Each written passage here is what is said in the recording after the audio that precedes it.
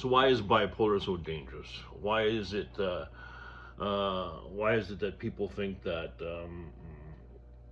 um, that's not a big deal? That mental illness isn't real. It's it's. I'm going to show you guys something, and this is going to show you the dangers in judgment that I personally have to deal with. Now, in this video, this was a bit extreme, but obviously, well, I'll comment on the end.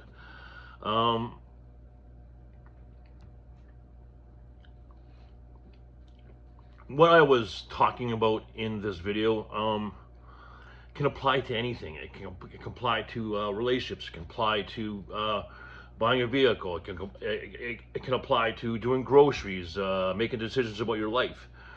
It's not so much the action; it's the state of mind processing what you're doing. I don't know if that made sense or not.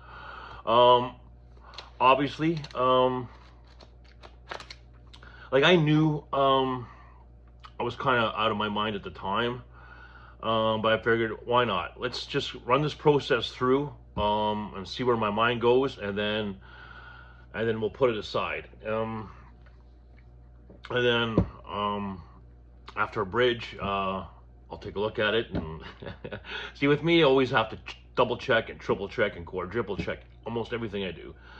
And sometimes it's hard to take the time to make that decision in real time and take a pause from it and say, what am I doing? You know, it's a difficult illness to live with. And if you have a lot of baggage inside of you, you know, you have pre-programming that you have to fight against too, like habits and patterns. It's fucking difficult, really difficult. So obviously, I'm a little calmer today. Obviously, reason for that is, you know, I did what I had to do the other night. I know I got a long week ahead of me, and it's important. It's so important that I remain calm and not be rash in my judgments. Like that week was fucking intense, man. Like the amount of elevation was just, and I knew it. You know, I knew it. You know, I'm thinking, fuck, this is so unhealthy. You know, trying to decide on which job to take, and then, you know, and just that whole fucking mess, right? So, a little calmer today, a little clearer. Miller had called me up and then sent me this email. I'm like, fuck, did I just miss a fucking job interview? The emails yesterday morning. I'm like, no, we didn't have that discussion. But then I'm thinking, fuck, maybe we did. So I called Miller this morning. I says, you sent me this email for a job interview yesterday morning? He goes, no, that was a mistake. Okay, all right, so where do we stand? He says, well, we're not going to give you the job. Oh, really? Okay, would you mind if I asked what the problem was? Yes, we just don't think you can do it physically. Sorry, my alarm just went in there. I had my, supposed to get up a little earlier today. Yeah, so we don't think you can do the job physically. Like, really? Okay, are you sure that's it? You know, because when I went to my last interview, I was pretty fucking elevated. But I said, okay, well, I didn't even argue with him. Okay, if that's how you feel and that's what you do, then I respect your judgment, right? So thank you for his time, and I hung up, and I did my grocery shopping this morning, and I come home, and I was thinking about it in the car, and just like, oh, maybe he's right. Maybe, you know, that was part of that job that I don't have a reality on, right? You know, you're walking behind a garbage truck for 14 hours, throwing shit in. All right, I'll take your word for it. Maybe I'm too old for that shit.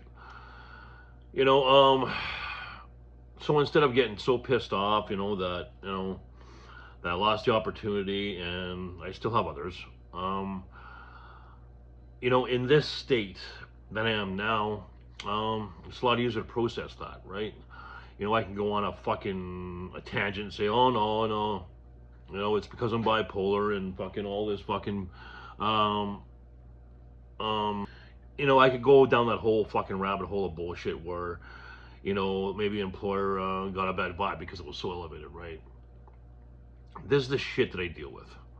And I'm not going to get pissed off about it. There's no point, you know. This is the reality of what I'm trying to do, you know.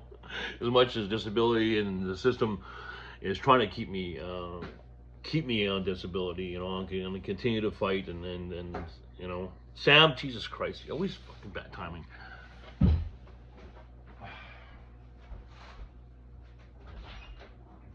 Yes, Sam.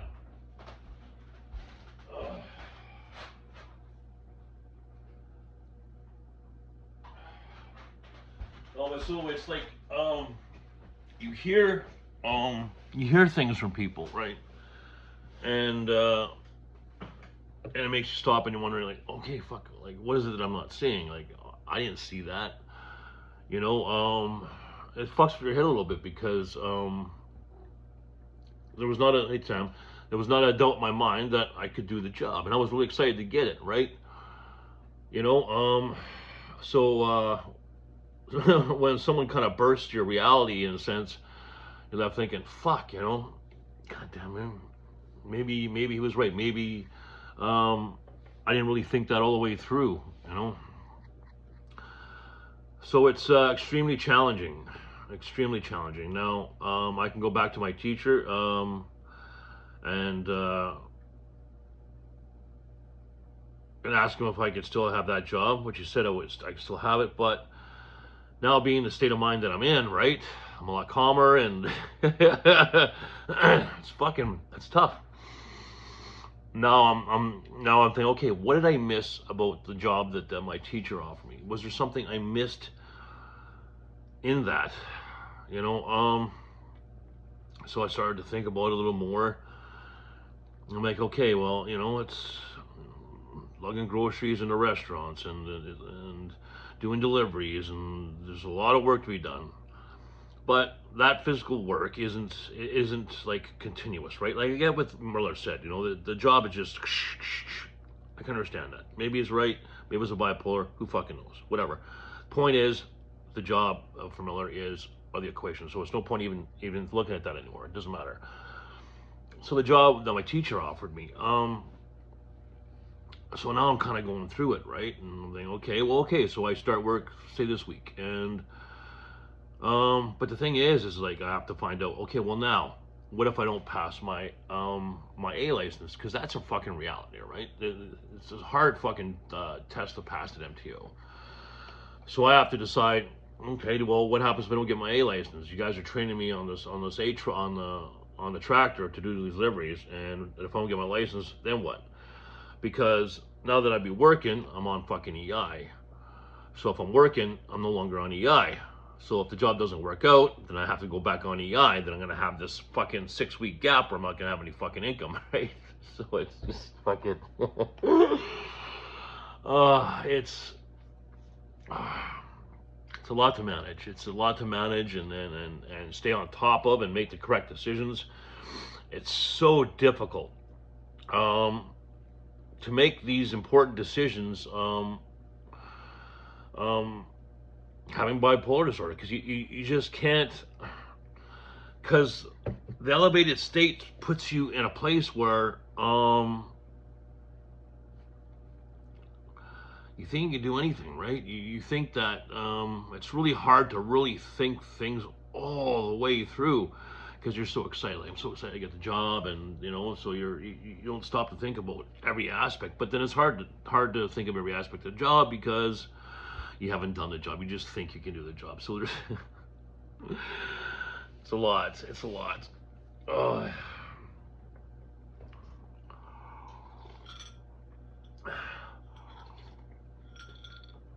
Before I ramble my ass off here, so we'll get to the video, and you can watch it. I think it clearly shows the need for myself to do what's comfortable, what's familiar, even though it can be harmful to us. This is a classic case of that. A classic case. I was so comfortable. You'll see. All right. Well, I'll comment at the end of the video. How's that look there? What's up? Okay, so if you've been following my story, you're aware of a job I used to do in the past. Kind of on the other side of the fence, so to speak, right? So I got my first civilian job today. It's nothing illegal. It's on the up and up. A contractor did some work for someone, and this someone's not paying. So I'm going to take you through this process. This is my first civilian gig, so it's going to require a little bit of thought because it's a different thing, right? With civilians, violence isn't an option. That's something that needs to be avoided at all cost. But the trick is without some sort of force, it's pretty hard to actually sit down and have a conversation with that person, right? Because that person doesn't want to talk to you. There's not a whole lot that you can do about it, right? Whereas the other side of the fence, it's a little easier to sit down and have that conversation, because that's all we want to do. It's never about violence right off the bat. It's about having a conversation. It's about working out a negotiation, right? That's what we want to do. We want the contractor to be happy, and we want the customer to be happy, or his customer to be happy.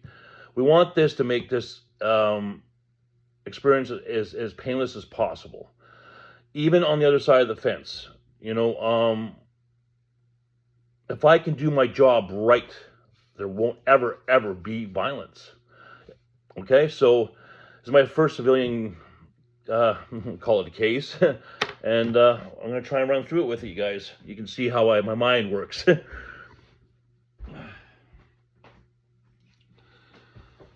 Okay, so the employer, that's the first thing we got to deal with, because that's who our first meeting is going to be with, right? Okay, now, one thing I learned in this business, there's always two sides of the stories, right? There's his version of the truth, and there's hers. Some things they leave out, some things they make up, and some things are, it's, to get to the exact truth, pertaining to a disagreement between two people is extremely, extremely hard. So, we have to find out if we can actually trust this contractor, right? So, we have to give him a small test. It's not a big test, it's just a small one. So, just give me one sec.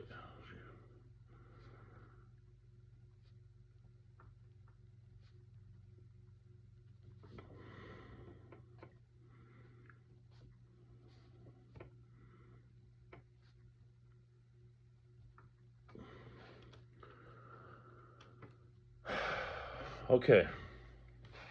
It's a small test, because if you can't be honest with a simple, small transaction like that, how can I trust you with thousands and thousands and thousands of dollars at stake, right? So that'll be the first test. So if he passes it, we're good to go. So,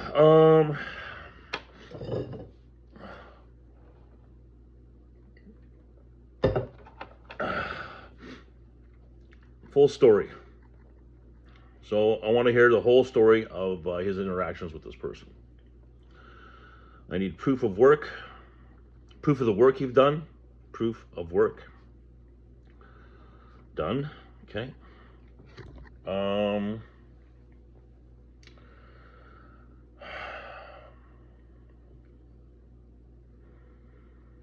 Okay, proof of work done. Okay. You need to know if it's a personal relationship. Is it a personal relationship? Means, does he know her? How well does he know her? Do they have the same friends? Are they related? That kind of thing. We want to know what the relationship is. Okay. Ability to pay. Ability to pay business owner. Obviously, for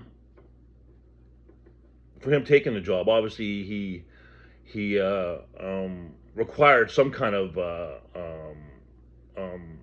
evidence to prove that she could pay for this work done.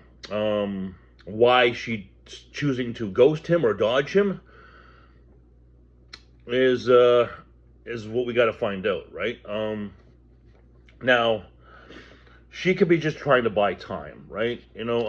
Fucking life can throw us curves. Something could have happened in her life that spun her out for a variety of reasons. Maybe she had something happen with a family member, something happening with her business, and she had to throw a lot of cash at it. And so she's going to buy time and ghost him until she can pay him, right? So there's so many variables. There's a million variables. So I'm just going to ask him, like, how do you know that she was able to cover this large sum of money for this work, the contracting that you did? How do you know that for sure? So I get a sense of what her capabilities are on her end. So I know. I'll hear her excuses, her thoughts, her side of the story. What I'm going to do, like, the goal of this is to, the illusion. This is all illusion, guys. This is about illusion. It's important for her to think that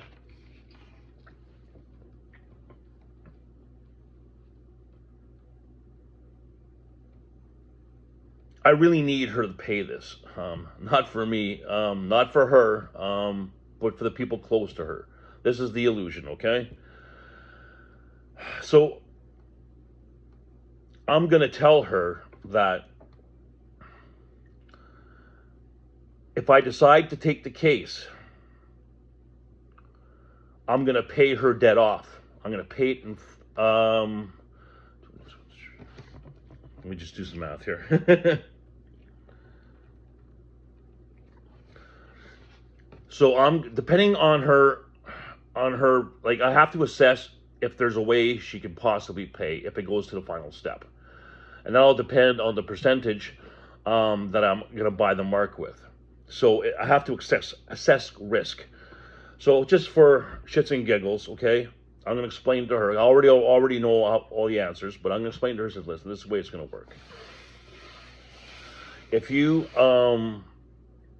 can't work out some arrangement with my client, and I feel there's a chance or some way that you can pay and you decide not to pay him, I'm going to buy your debt from him, okay, for a lot cheaper than what you owe him. Now, but you're going to owe me what you owed him. He's gone. You're not dealing with him anymore. You're dealing with me, okay? Now, here's where things get a little scary. Even though you owe me now, I won't be coming after you for the money. Do you understand that? I won't be coming after you for the money, but I will get my money. So that's where it comes to help. That's where it helps if he knows there's a friend, personal, like whatever I can know about her personally, her business, her coworkers, her friends, her parents. The illusion is going to be that she's off the hook, okay? Because when the way people assess risk and debt, especially when it comes to loved ones, they're willing to assume a certain amount of risk to themselves, right? But when you put their problems on somebody else, that's a whole different other matter. It affects us differently, right? Because if suddenly her, say a coworker of her business comes up to her and says, excuse me, can I speak to you a second? This guy just approached me and he said that I have to start giving him $200 off of my paycheck because you wouldn't pay your debt. And if, it's that kind of a thing. Or, there's a lot of ways to apply pressure for that person to pay, okay? In the end, it is all an illusion, okay? Especially with a civilian. Like, I'm not even sure how I'm going to try and cover my ass here. I might have to videotape our conversation, record our conversation. Like I said, I've never done this in a civilian setting, so it's last thing I want, is anyone accusing me of assault or any shit like that, because this is not. That's the line that cannot be crossed. Okay. In a civilian matter, no matter what, I cannot touch the mark. I can't touch her, or him, or fucking whatever. So this is definitely a little trickier. But you get the sense of what we're doing here. And the thing is, and you ask me why do this? Why get involved? And this is what I do. I'm good at this. I'm very good. But I stopped doing it because it got to the point where everyone I was dealing with didn't fly straight. I couldn't. It destroyed me, right? Because everyone I dealt with was just a fucking complete piece of shit. There was no smile. And hopefully we can work this out, and it'll be rewarding.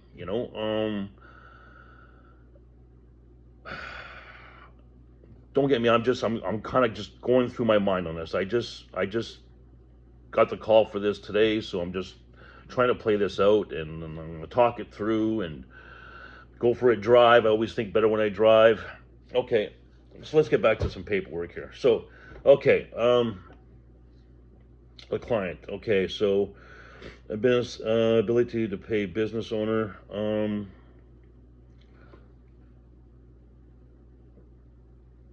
Okay. So the illusion is to make her think that I don't want her to put me in a position where I have to buy her mark. That's the illusion that we're going to create. It's not going to happen. It's not. We're going to take this as far as I can take it. But from his point of view and her point of view, there's two different things going on here. I'm doing a story with him, and I'm doing a story with her. Okay. So I'm gonna leave that there. Okay. Put here mark. Okay. Her information, I'll leave till later. Now for my character. My character. Okay, so as far as I know, the client is a woman. Okay. I don't know if she's married, common law, boyfriend, I don't know any of that shit. I just know the client is a woman. Okay, so women you have to handle a little differently than you do a man.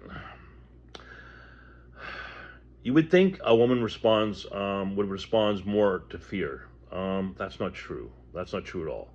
Men respond to fear a lot better than women. Women respond better to, what's the word I'm looking for?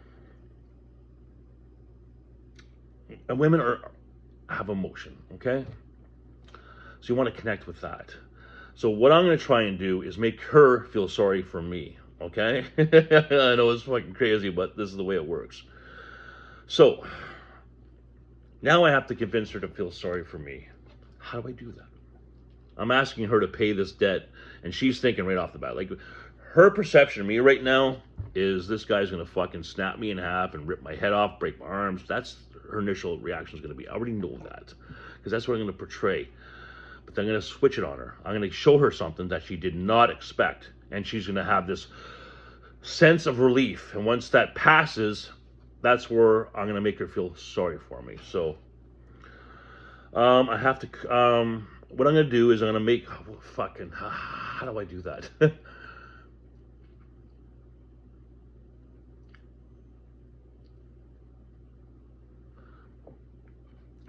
So make her feel sorry for me. Make her feel sorry for me. Make her feel sorry for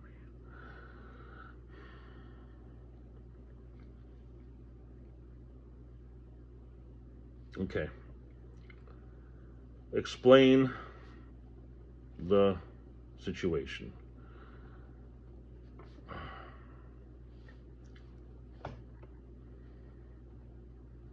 Ask her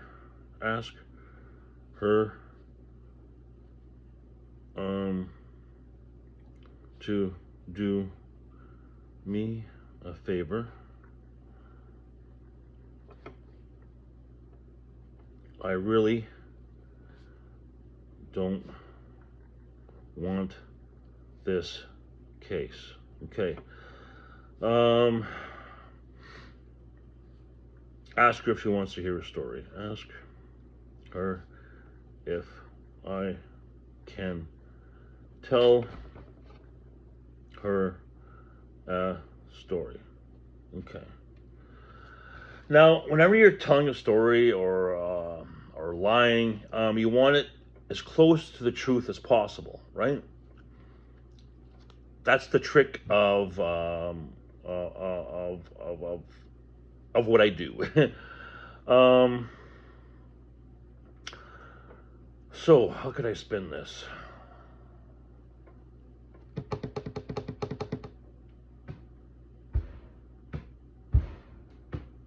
The truth. Okay. Why not? Fuck it. My story. So, but I'm going to add a couple of little things to it. Okay, so I'm going to ask her if I can tell her a story. So I'm going to tell her a story that someone screwed me over once, really, really bad. And I lost everything, okay? I lost everything. And I'm going to tell her that I'm bipolar and, have a lot of mental issues. So when this happened, I had a psychotic break. I was hospitalized in a mental institution for a year and a half. And I left with a diagnosis of personality disorder. So basically what it is when triggered, I have a complete separate personality. And that's the person who faced the trauma, right? So I'm going to tell her, if I decide to take your case, what's going to happen is, you screwed him over, okay? You promised to pay and you didn't. That side of me, that personality of me, is not going to like that very much. It's not going to like that very much at all. And he will do everything in his power to extract that money from you. Do you understand what I'm saying? So I'll give her some kind of like speech like that, and I says, please, I don't want to be this person. Is there some way we can work this out? Can we do a monthly thing? Can we do, what's your situation like? Just give me the truth. I can work with the truth. Do you need a month? Do you need 2 months? What is happening in your life that is preventing you from paying this? And how can we resolve this? Because I understand. Shit happens. I get it. But we don't want him. We want to avoid at all cost him taking your case, okay? And she'll probably think I'm completely out of my mind, out of my rocker, which is good. We want her to trust me and be very uncomfortable with me at the same time, right? Because I'm projecting. I want her to feel sorry for me. I'm gonna express my sincerity. Please, don't let this happen. I don't want this. I don't want this for you. I don't want this for you. You know, and depending how things are, I'll even try and get emotional. I'll get my eyes watering. I don't know. It's like a lot of what I do is improvisation, improvisation. I just once I'm in character, it just there's a lot that I do on the fly. I sixth sense. I see where the conversation's going. I read the body language. So there's a lot of different ways that I can go with this. It's hard to explain, but I'll just tell her my story. Prevent other personality. Okay. So that's pretty much it.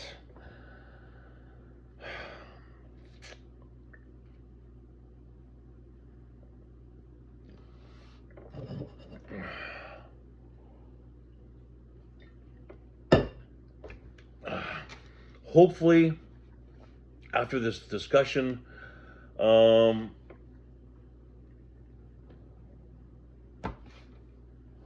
we can work this out.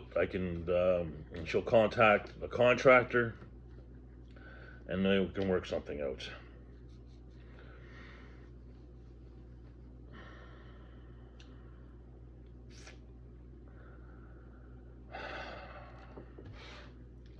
All right.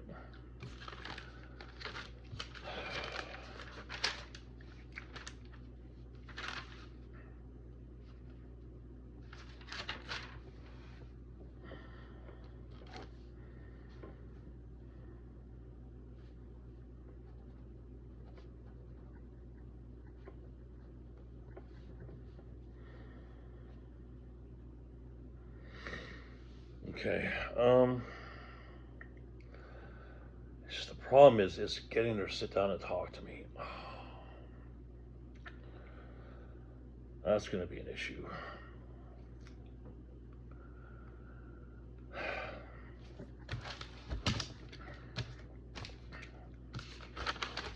Mark information.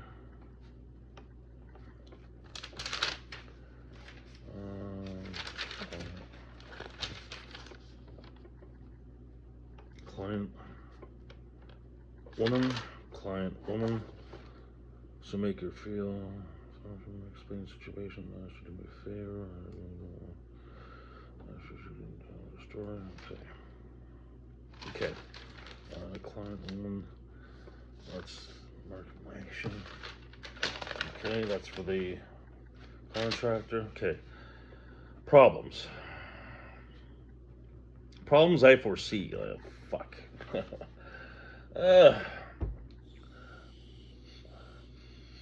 Okay.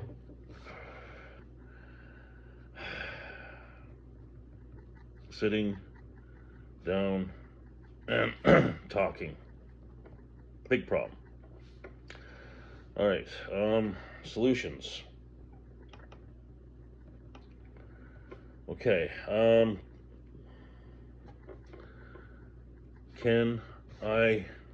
Can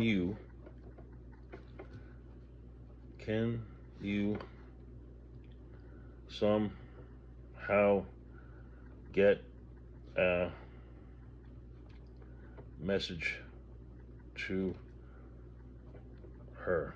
Okay, now the reason I say this is because if he does know her personally and they're in the same circles, the same friend, I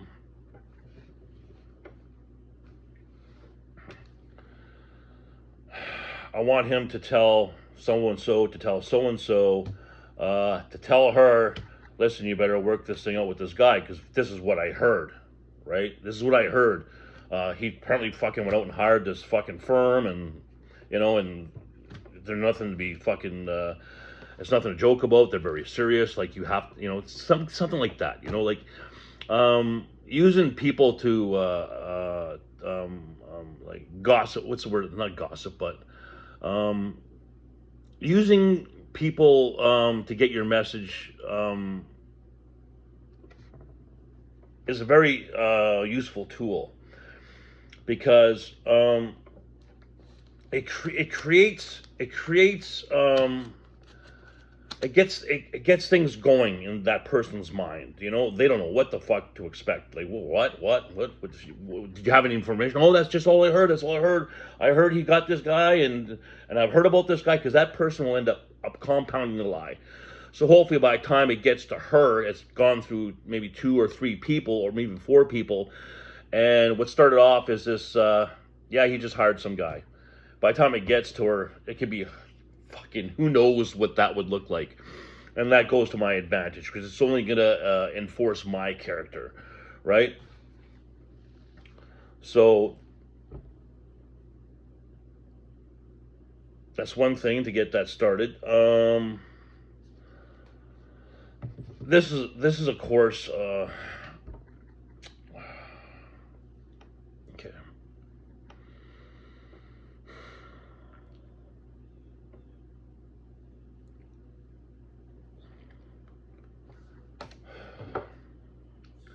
But that's only if he has the same circles. Are you in the same circles? Are you in the same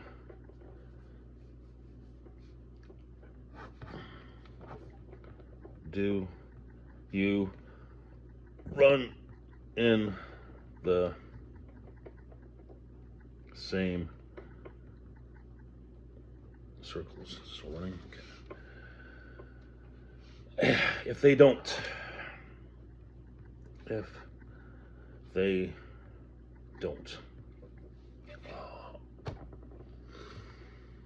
okay, that's gonna have to be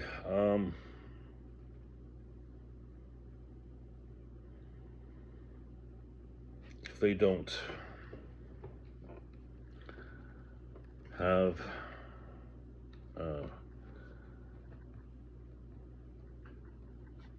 personal connection. All right, that limits my options.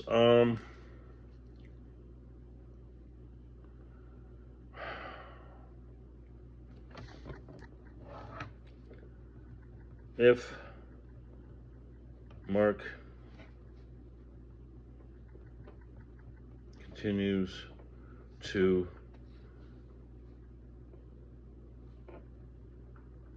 avoid sit down. All right.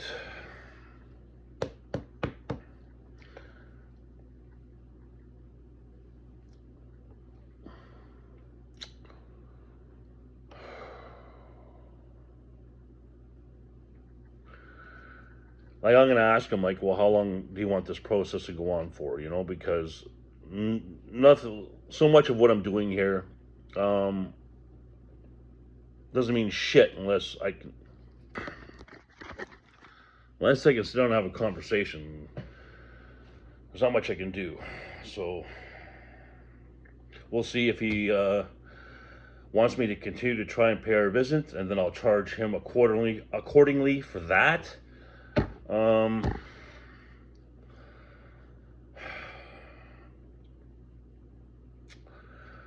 Like, normally what would happen is I would get a percentage of the debt, right? Depending on the debt. If the debt was substantial and I couldn't actually buy it outright, then I would just take a percentage for myself. Well, I'd get the whole money, obviously, plus probably, I don't know how much fucking interest big on that would be, but depending, like, I would take my percentage and pass the money on up.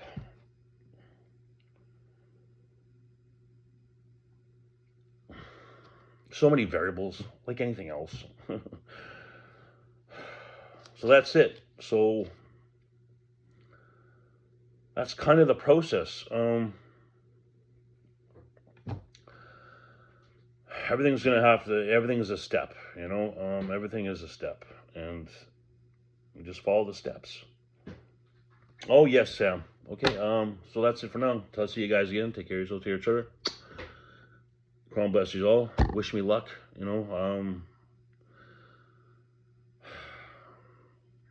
Yeah, I'll do my best. Got a few minutes before school to comment on this further. It's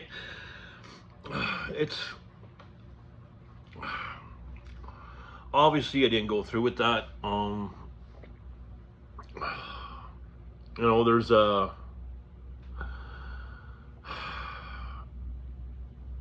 There's always a small part of you that thinks that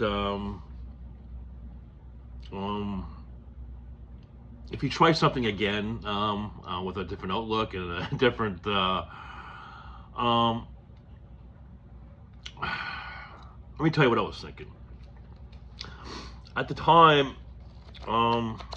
Obviously there's a lot of money involved, and I could really use a huge paycheck.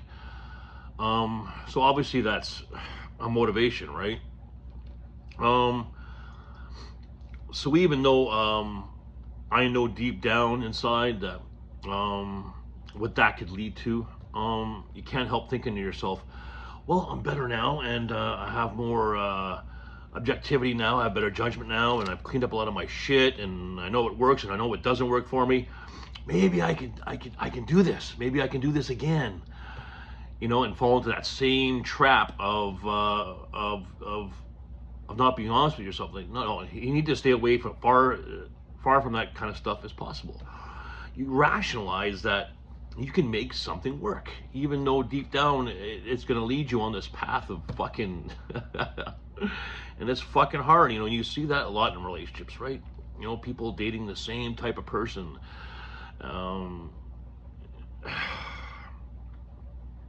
It is fucking difficult, and it's hard because it's hard even to rationalize the whole thing, because that's when you really feel like you're losing your mind, right? But I always tell myself, well, this is the process. This is what happens. Don't get too fucking inside your head, and we'll go back to that and try and make it work and try and make it work and try and make it work. We'll put ourselves through this grinder of a reality that it's just not tangible. You can't. And that was one of my biggest problems is not recognizing when, yeah, this is not going to work. This is not healthy for me. This is not, and what I'm doing now, trying to find work, but there's no choice, right? There's no choice for me. I have to get a job. I have to, a life on disability is going to make me fucking miserable.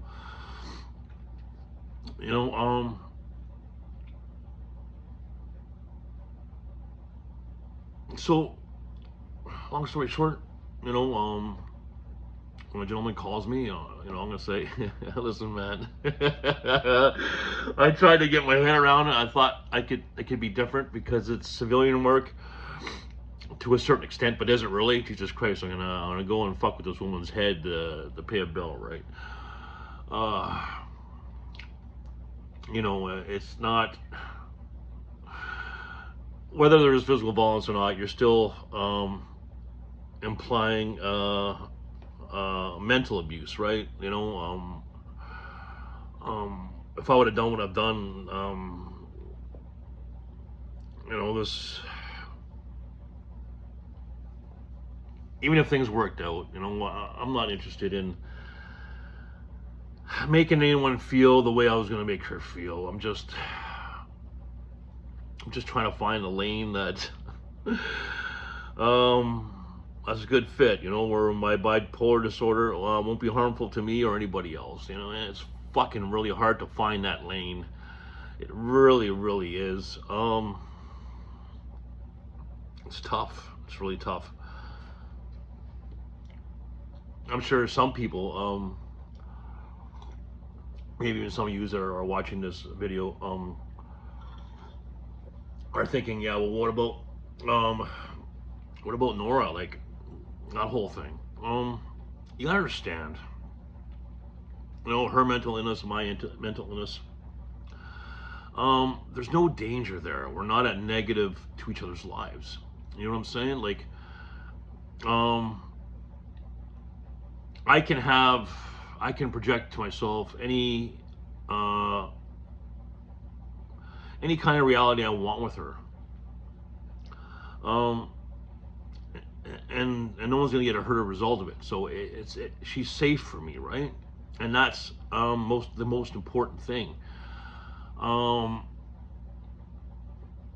she's not a negative to my life, and that's what I really and that's what's really important, So that's why I'm really happy about our relationship, because it's just I can be myself. I can have my mind go all fucking crazy like this, and it doesn't affect her negatively, right? Like all this shit with the jobs and stuff like that, I can call her up and just go on and panic and, hey baby, I'm fucking this and this fucking asshole and this happened. They made me choose between this job and that job and I gave up So I don't do that with her. I do it in my head, but I don't put that kind of strain or negativity into her life. And when she goes through stuff on her anxiety trips and stuff like that, she doesn't lay that shit on me, right? So, in case you're wondering, like that whole thing with me and Nora, well, it's just, we're two friends, for the moment, are good for each other. And that's all, right? So in case you're worrying about that I'm making this rash decision with this woman. You've seen the work I've done on this, I've thought this through so much, and until there's something negative, there's no point.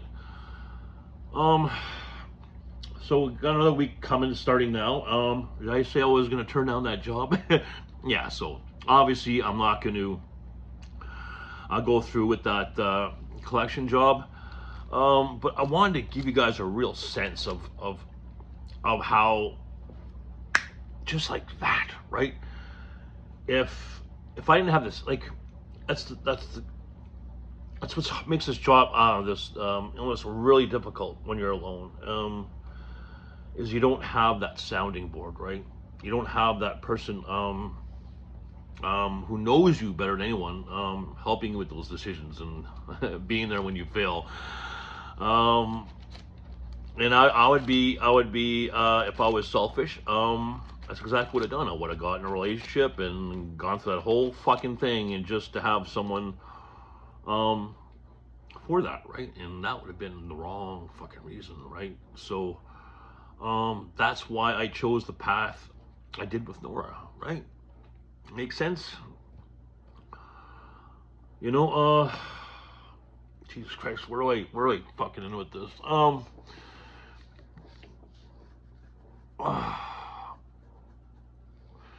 I'm gonna talk to my teacher today. Hopefully I can talk to him tonight after school and get some kind of peace of mind about that job. Fuck.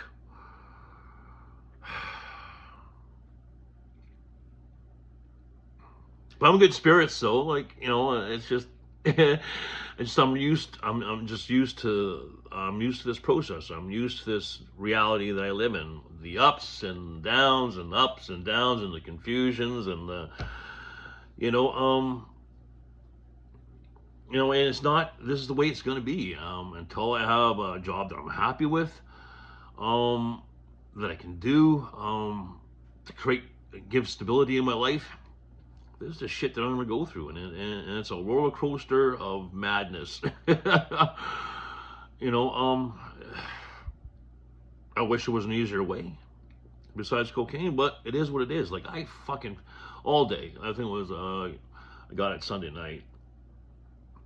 You know, the person I got it from was just, yeah, sorry about that. I've been busy. I'm like, yeah, man, I've been up fucking 3 days. You know, like just man, I just fucking out of my mind. He goes, sorry about that. So, you know, I did my coke.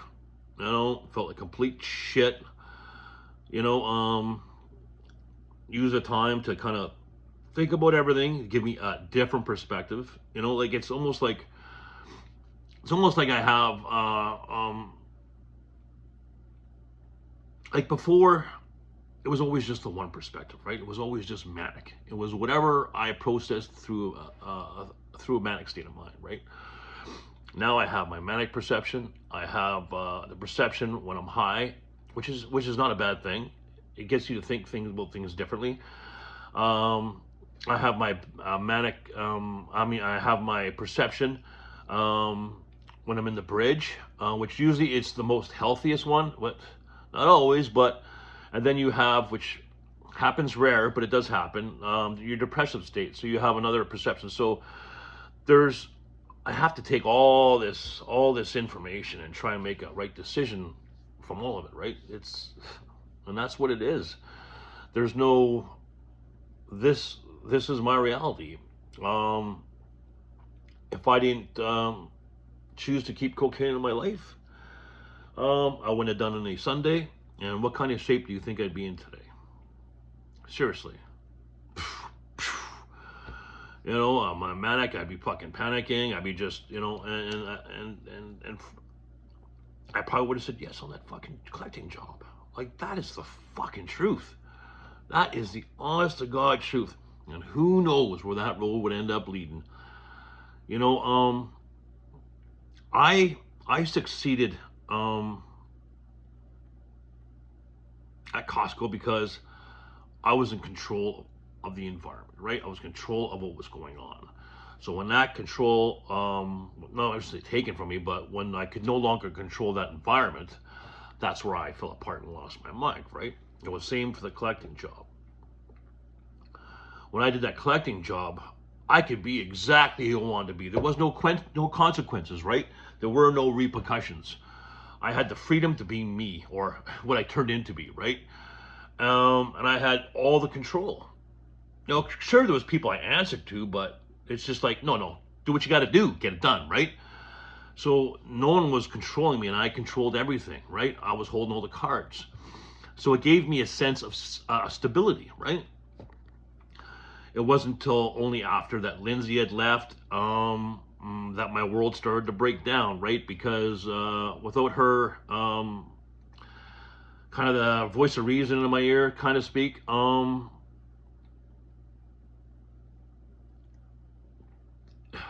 wasn't only that. It's like I started to realize that I was just surrounded with instability. And it was harder and harder to maintain control of that. It was the same kind of thing that happened at Costco, right? I was trying to hold on to this this environment that I just couldn't control anymore.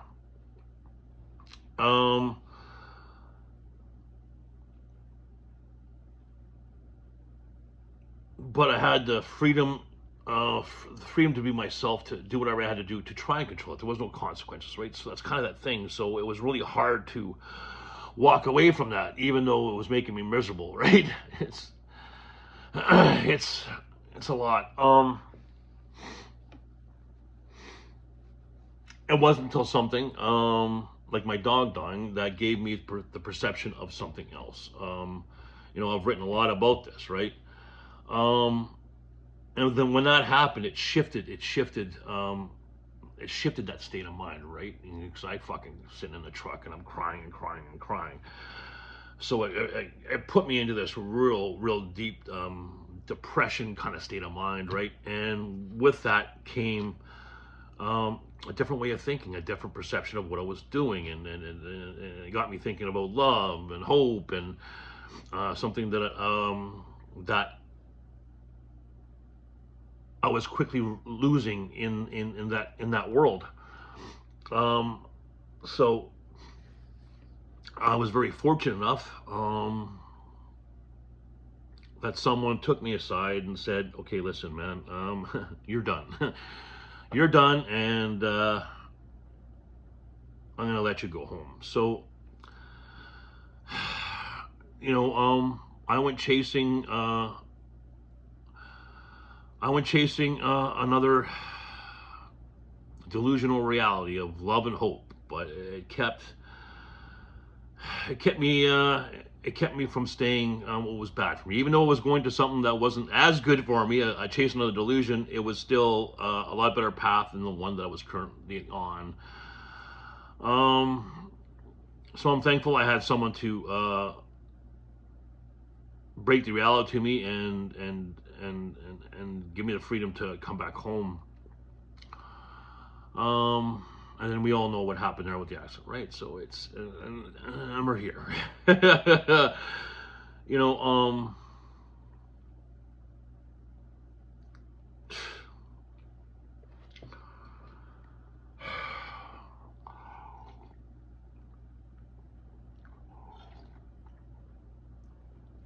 that's why it was so important to fix so many of my issues and address them and confront them and try and figure out solutions, because unless all this shit is fixed, anything you try and do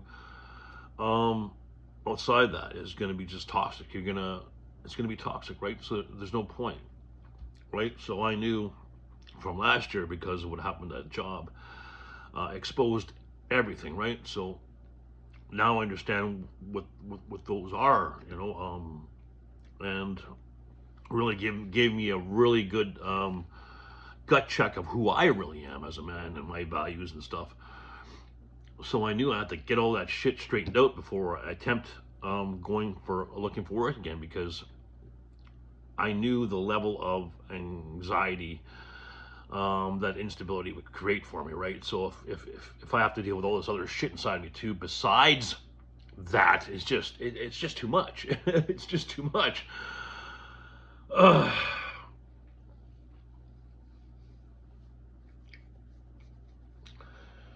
Well, Sam, Daddy gonna go to that bad school now.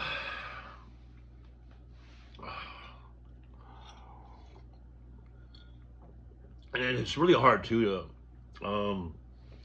try and express that on camera in a way that makes sense. But I'm trying and doing my best, and this is helping me talk too. These type of conversations with my girlfriend or my mother, it doesn't resonate, right? So it's there's no point having these types of conversations, because it just, you know what you mean. So I'll write about it and talk about it and just pray that I get through it all right.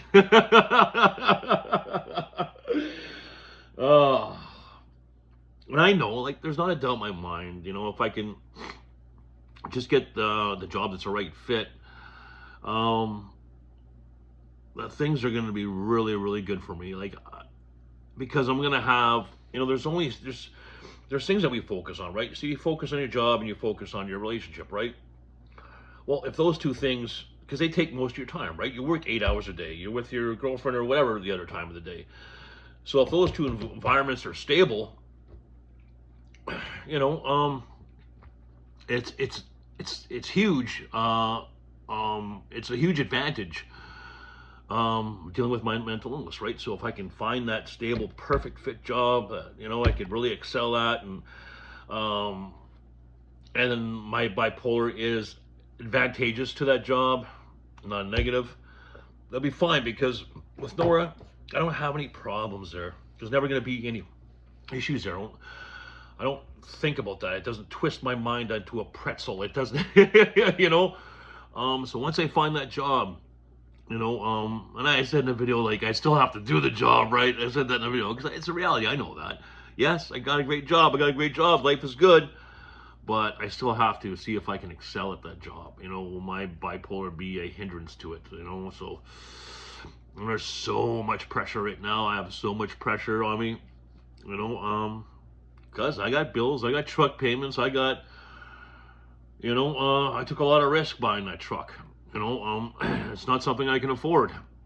But without the truck, I'm never going to get out of this out to be able to look for work, right? Because I'm way in the country. So, it's a lot of pressure, and bills are mounting up, and there's no, I'm going to be 4 weeks past my graduation date at school. So, when I'm looking at my budget, I'm like, I should be working now. So now I'm not going to be working for another 4 or 5 weeks.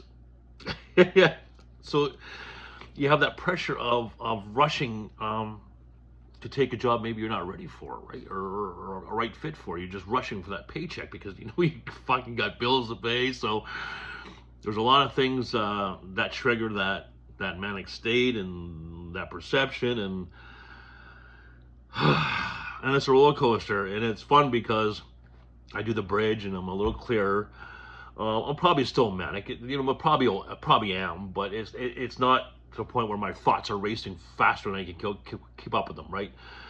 It's calmer, and it's interesting to look back at last week and like, holy fuck, thank God you used cocaine on fucking Tuesday, otherwise, and I'm looking at the week and I'm just like, fuck, was there another way to handle that? Was there, should I just take in the Culligan job and that's it, but now I just find out that, my school is like going to be 4 weeks past graduation date. So the Culligan job, they're not going to wait another fucking month for me. So there's lots going on, guys. But I'm in good spirits. Don't worry. I just keep trucking along. So we'll talk to my teacher, see how that goes. Don't worry, I won't accept another phone call and go out there and do something crazy. Give someone a heart attack. Until I see you guys again, take care of yourselves, take care of each other. Crown bless you all.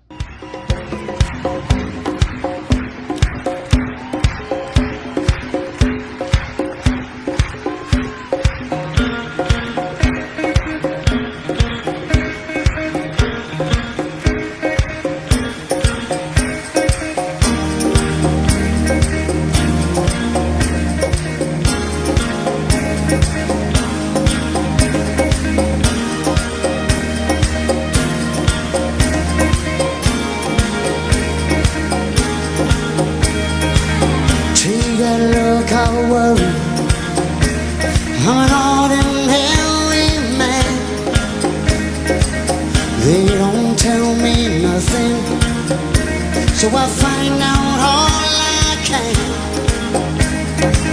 There's a fire that's been burning right outside my door.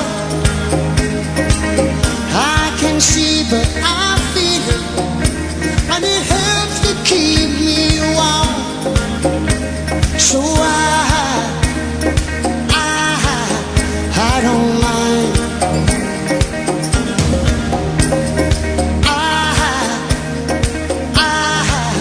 I don't mind. Seems so long I've been waiting, and I still don't know what for. There ain't no point in me escaping, so I don't worry anymore.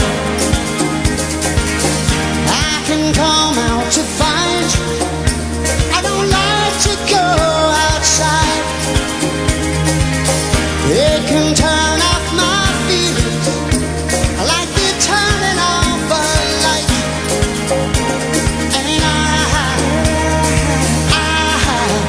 I don't mind.